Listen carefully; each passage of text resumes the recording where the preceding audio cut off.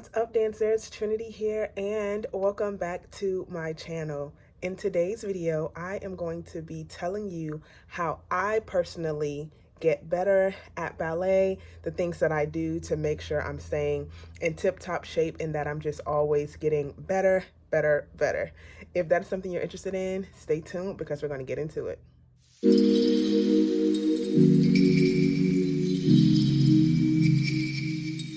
All right, dancers, so here's the first thing I do to make sure I'm always getting better in ballet.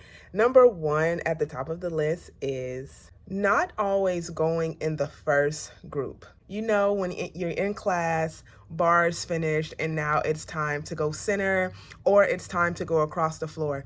It is okay if there are some things that you still don't understand. It is okay if you're like, I didn't quite catch what the teacher said, or maybe you zoned out, or get this, maybe it's something that you don't really feel that comfortable in. For me, for years, it was Petit Allegro. It took me a few years to really get comfortable with Petit Allegro, to really merge my understanding of the vocabulary, the step, and also making it fit inside of my body and using my body properly. So sometimes I would just not go in the first group. It's totally fine. You do not have to beat yourself down about it. The second thing I do is I mark steps in the kitchen. I don't know what it is. Sometimes I just randomly get up and I'm like, all right, let me see if I can do this, or let me see if I can execute this like a lot better than I did last week, the week before, or just from something that I've seen and I wanted to try out. Quick twitch muscles, shameless plug. We definitely need them fired up for Petit Allegro. The third thing I focus on doing is absolutely crushing the things that I am just really good at. It doesn't matter if, I'm like, ugh, I really don't want to do this section of class. Every other thing that I'm really great at, I crush it. Don't ever kind of like dim your light or cower down, not for anyone else, but even with yourself, you know what I mean? Don't ever do that, because one thing you can bet is that when you just show up and crush every other part of class, of ballet, and honestly of any other training genre that you feel really good in, that you feel really strong and solid in, it'll help you in those places where you feel like, oh, this is not the best. The last thing I do to make sure I'm always increasing in ballet and just helping my skill set is micro learning.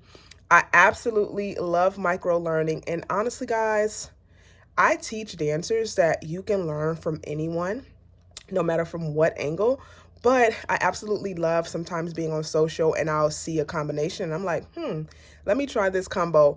Or I'll see how a dancer executes and I'll just watch it over and over and over again. And I'm like, that makes sense. And I kind of connect it with, something that I needed help with maybe a few weeks ago, a few months ago, last season, or something like that.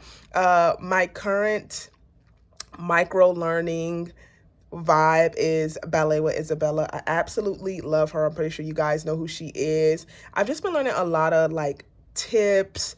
I don't want to say tricks, you know what I'm saying? Because you got to be careful on social media these days. People be spreading some crazy stuff when it comes to dance. Tips, insight, and things that just can only make you more beautiful as a ballet dancer.